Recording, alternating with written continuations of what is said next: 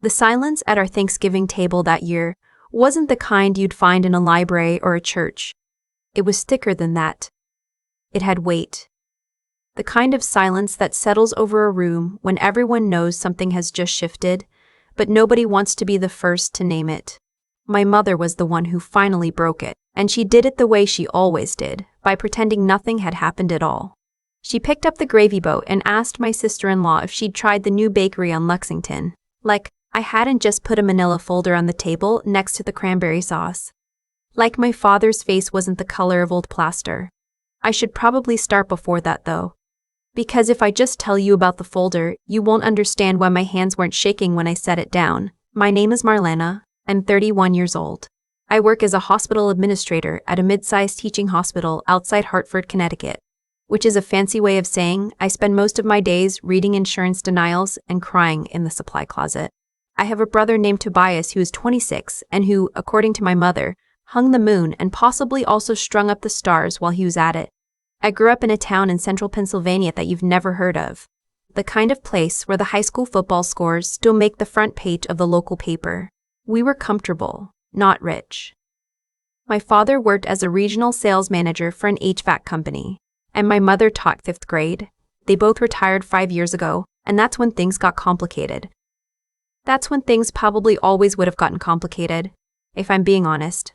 Retirement just gave them more time to focus on the project they've been working on my whole life, which was making sure my brother had everything and I had whatever was left over. There's a term for it. I didn't learn it until I was 28, sitting in a therapist's office in West Hartford with a box of tissues on my lap. Last child. It's what they call the kid in a family who learns very young that they have to be transparent. Not invisible exactly. Transparent. You can see right through them to the more important things behind. The sick sibling. The troubled sibling. The favorite, the crisis of the week. You learn to be low maintenance because maintenance is a luxury you don't get to ask for. In our family, the more important thing was always Tobias, not because he was sick. He wasn't. He was just, in my mother's words, sensitive, special, had a hard time with structure, needed extra support. By the time he was 16 and totaling his second car, the language had shifted to artistic temperament. By the time he was 22 and dropping out of his 3rd college, it was finding his path. By the time he was 26, he'd never held a job longer than 7 months. And my parents were funding what I can only describe as a perpetual gap year. I never said anything about it. I want to be clear about that. I want to be clear that I am not the sister who showed up at Sunday dinner and demanded my parents stop spoiling their son. I never asked them for anything. I paid for my own college. I bought my own condo when I was 27, and I didn't even tell them about it until I'd already closed because I knew my mother would find a way to make it about Tobias. I was the daughter who sent flowers on Mother's Day and remembered everyone's birthday and called every Sunday at 6 o'clock sharp because my mother liked routines. I was the daughter who drove 4 hours each way to be at every holiday. I was the daughter who, when my father had his hip replaced in 2022, took 2 weeks of vacation to come stay with them and cook and clean and drive him to physical therapy. Tobias, during those 2 weeks, came over once to pick up a check. Here's the part where I have to admit something I'm not proud of. I knew. On some level, deep down, I knew. I'd known for years. I just didn't want to look directly at it because looking directly at it would mean I had to do something, and doing something meant disrupting the only family I had. What I knew was this. About 3 years ago, my mother called me in tears. She said she and my father had gotten themselves into some financial trouble. They needed help. She didn't want to ask, she said. She was so ashamed, but Tobias had been having a really hard time and they'd been trying to support him through it, and now they were behind on the mortgage, and the property taxes and a credit card had gotten away from them. Could I help? Just a loan. They'd pay it back. They just needed to get through this rough patch. I gave them $42,000. I'm going to say that again because the first time you hear it, it doesn't sound real. $42,000. From my savings. From the money I'd been putting away every 2 weeks since I was 23 years old. The money I'd been planning to use as a down payment on a bigger place, or to start the small consulting business I'd been dreaming about.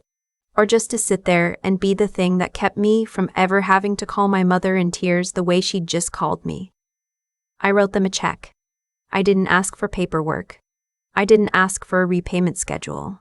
I just wrote the check and told my mother I loved her and that everyone has rough patches. That was September of 2022. For the next 2.5 years, I didn't ask about it, not once. My mother would sometimes mention on our Sunday calls that things were finally getting back on track, that my father was looking into part-time consulting, that she'd taken on a few tutoring jobs. I didn't push.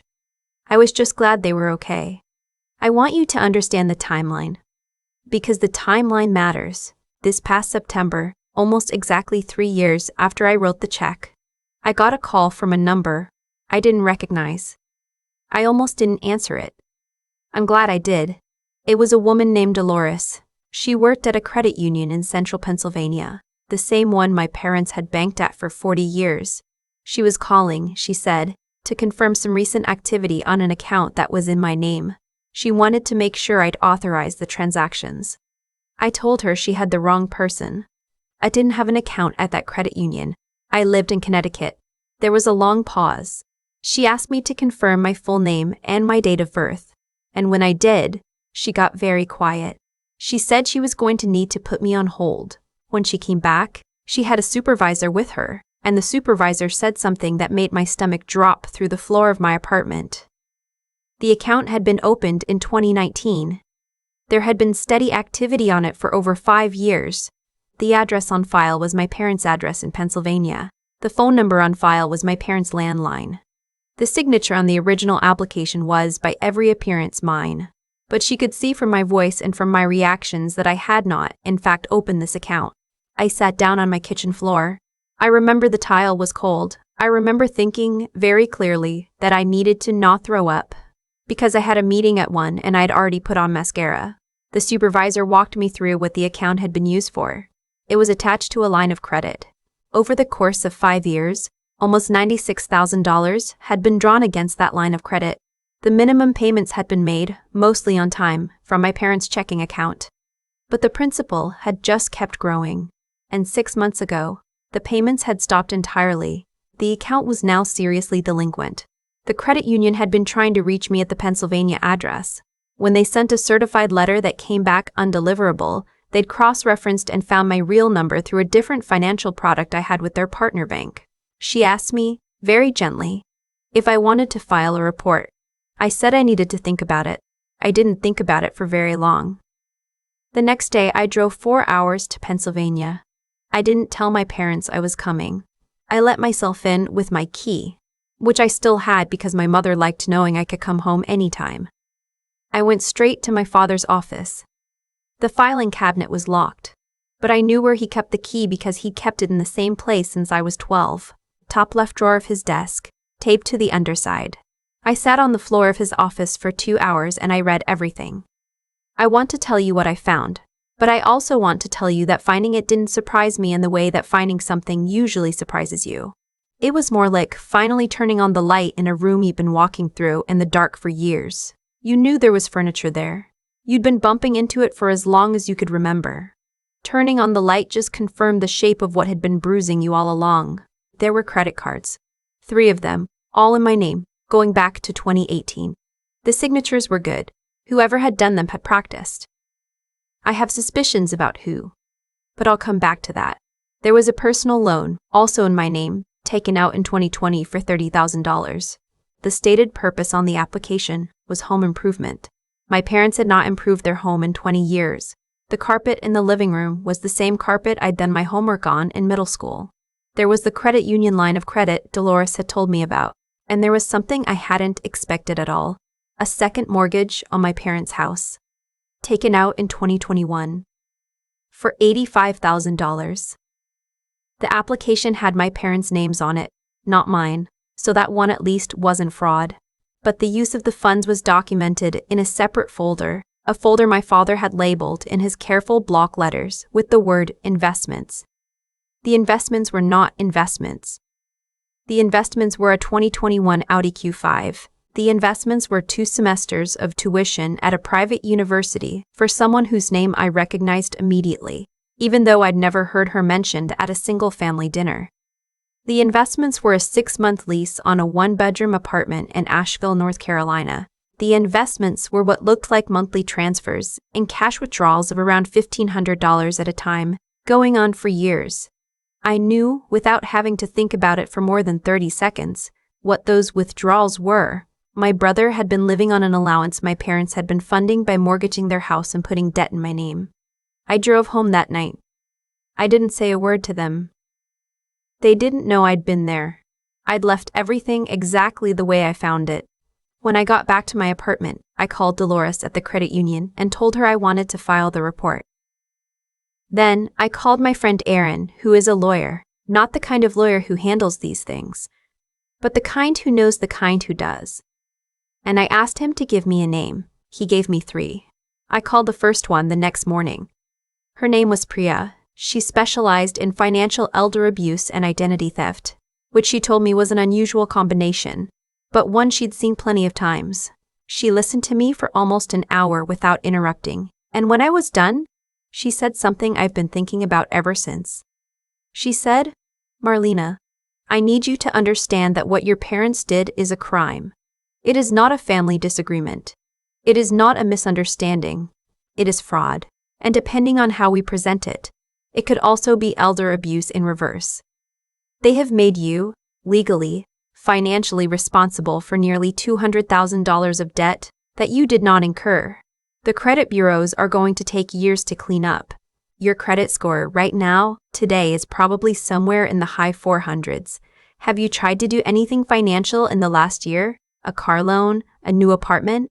I told her I hadn't. I told her I hadn't even checked my credit because I never had any reason to. She said, "I think you should sit down before you check it." The number, when I finally looked, was 472. I had spent my entire 20s building a life. I had paid every bill on time. I had never carried a balance on a credit card. I had been the model of financial responsibility, which is to say, I had been doing the thing that the daughter of a 5th-grade teacher and an HVAC salesman is supposed to do. And in the background, while I was making my responsible little deposits, my parents had been pulling the foundation out from under me, brick by brick, to keep my brother in a kind of life he'd never have to grow up out of. Priya and I worked for 6 weeks. We compiled documentation. We filed the fraud reports. We started the process of disputing the accounts. She wrote letters to the 3 credit bureaus. She prepared a packet of evidence that, if my parents pushed back on anything, could be turned over to the district attorney in their county. She was clear with me that she did not want me to make any of this clear to my parents yet, not until everything was in place. It took until the week before Thanksgiving. My mother had been calling, of course, asking about my flight, asking what I was going to bring, asking whether Tobias's new girlfriend was vegan because apparently he had a new girlfriend now, and apparently she was potentially vegan. And would I mind picking up a particular kind of vegetable lasagna from a particular store in West Hartford that my mother had heard about from her book club friend, Eileen? I picked up the lasagna. I drove the 4 hours.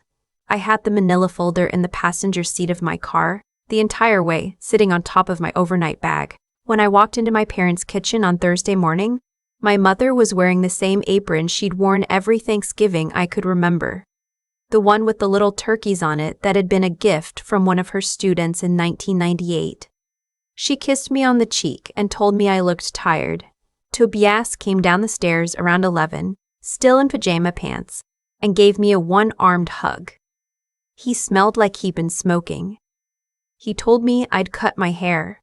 I had not cut my hair. The new girlfriend was named Brittany, with an I. She was, in fact, vegan.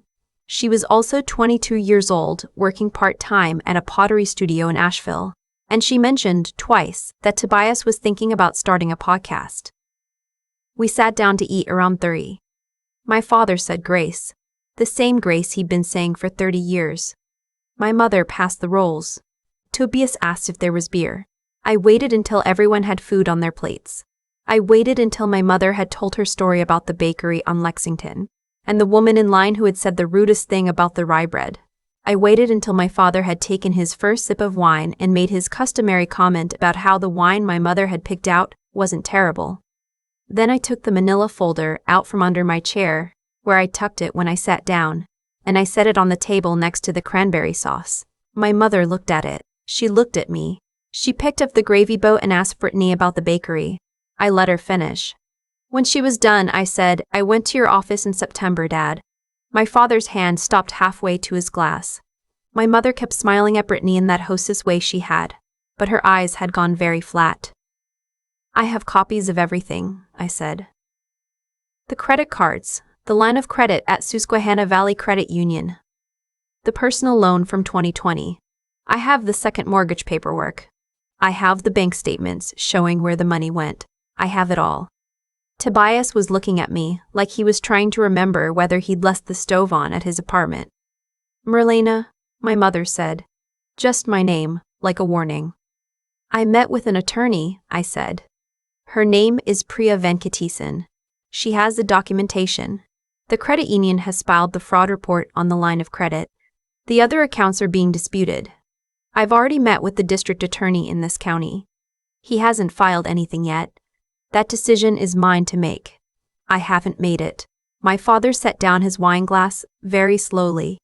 "Marlena, please," my mother said. "Tobias," I said, turning to him for the first time, "do you know where the money for your car came from? The Q5? He looked at my parents. He looked back at me. He didn't answer. "Do you know where the money for your tuition at Warren Wilson came from? The year and a half before you dropped out? Did you ever ask?" He didn't answer. "Did you ever ask, Tobias?" "Marlena, this isn't the place," my father said. "This is the only place," I said. "This is the only place," I said. My voice didn't go up. I want you to understand that. My voice never went up. "This is the only place because you've spent 30 years making sure there was no other place. You made me drive 4 hours every holiday to sit in this kitchen and pretend everything was fine. So fine, let's do Thanksgiving. Let's all sit here and have Thanksgiving and let me tell you what I'm thankful for." Brittany had put down her fork. She was, I could tell, trying to become invisible. She had no idea what she'd walked into. I felt sorry for her in a distant way.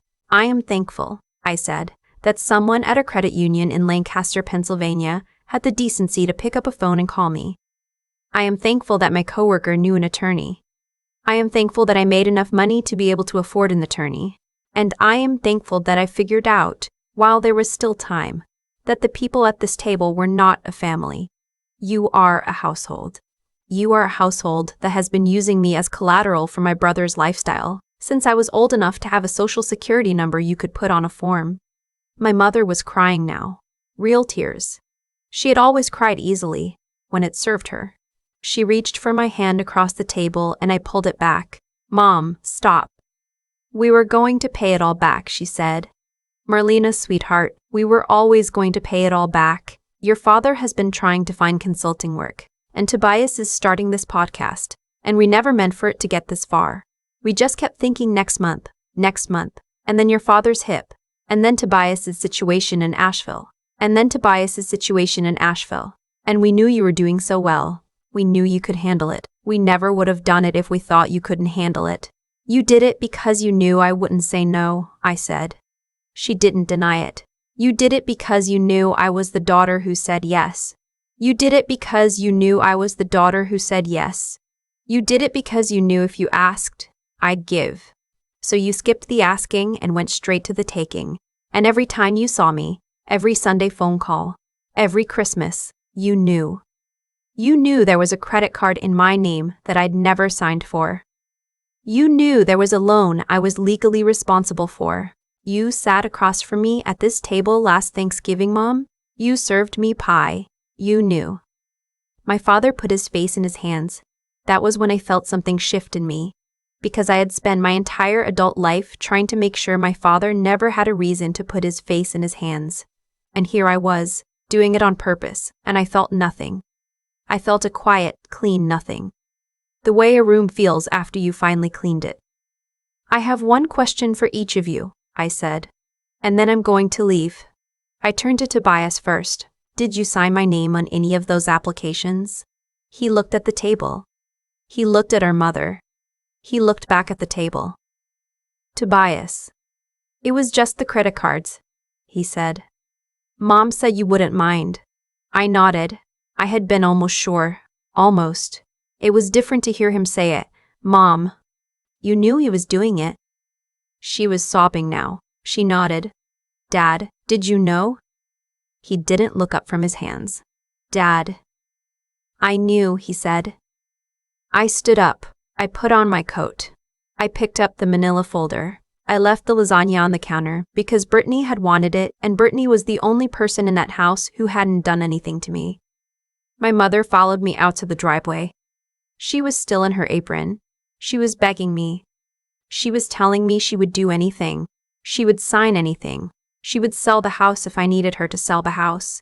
Please, Marlena, please, don't do this. Please, don't go to the police. Please, don't ruin your brother's life. Please, please, please. I stopped at the door of my car, and I turned around and I looked at her. And I tried to find, somewhere inside myself, the daughter who had written that $42,000 check. I wanted to be sure she was gone before I drove away. I wanted to make sure I wasn't going to get halfway down the highway and pull over and call and apologize. I owed myself that much. I had spent 31 years on this woman. I was allowed to take a minute to check the locks. She wasn't gone exactly. She was just very quiet. She was sitting somewhere deep inside me, the way a small child sits in the corner of a classroom after she's been told for the 100th time to stop asking for things. And I realized, standing there in my parents' driveway with my mother sobbing in her turkey apron, that I didn't have to make this small child speak. I didn't have to make her stop being there. I just had to not let her drive. I haven't decided yet about the DA, I said. Priya has the file. I'll let you know what I decide. In the meantime, you need to understand that you are not going to call me. You are not going to come to Hartford. If you contact me directly, I will consider that a sign that I should make the decision I haven't made yet. Do you understand me? She nodded. Tobias is not going to contact me either. If he does, same thing. She nodded again. And Mom? She looked up. The $42,000 from 2022. I want it back. With interest. Priya will send you the schedule. I got in my car. I drove home. I did not pull over. I did not call. I sat with Priya in her office 3 days later, and I told her that I didn't want to press charges. Not because they didn't deserve it. They did. But because I'd realized something in the 4-hour drive home from Pennsylvania, and a something was this. Prosecuting them would put me back in their story. It would put me in courtrooms and depositions and conversations about them for years. It would be another way of giving them my time, and I had decided, somewhere around the Delaware Water Gap, that they had taken enough of my time. What I wanted instead was for them to make me whole. All of it. Every dollar. With interest at the federal funds rate, compounded. Priya drew up the agreement. It was 41 pages long. It included a payment plan that would last the rest of my parents' natural lives.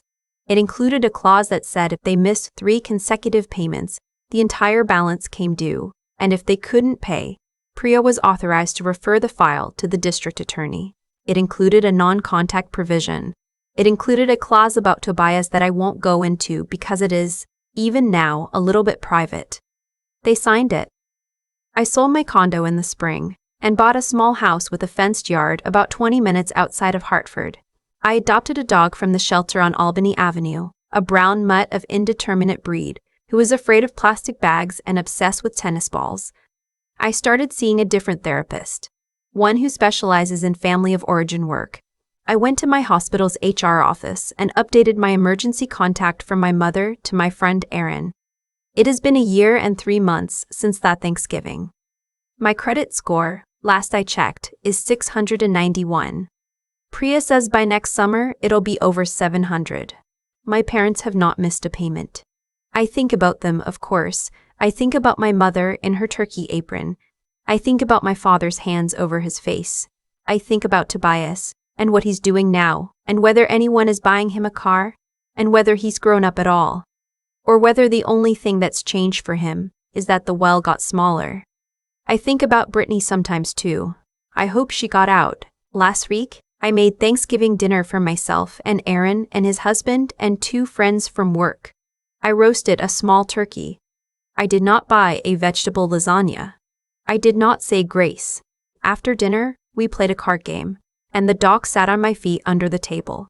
And at one point, Aaron's husband told a story that made me laugh so hard I had to put down my wine. The silence in my house that night, after they'd all gone home, and I was washing the last of the dishes, was not the kind of silence that comes before disaster.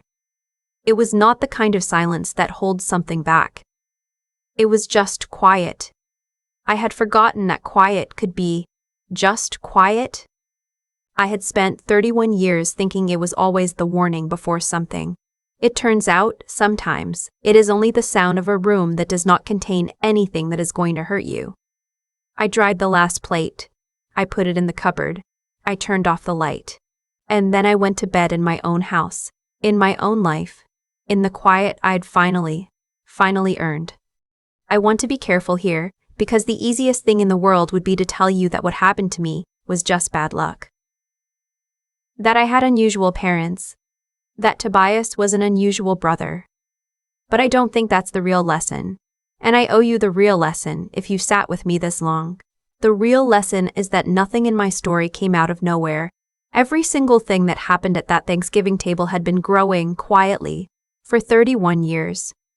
My parents didn't wake up one morning and decide to commit fraud. They woke up one morning and decided it would be easier to put a credit card in my name than to tell my brother no. And the morning after that decided it would be easier to do it again.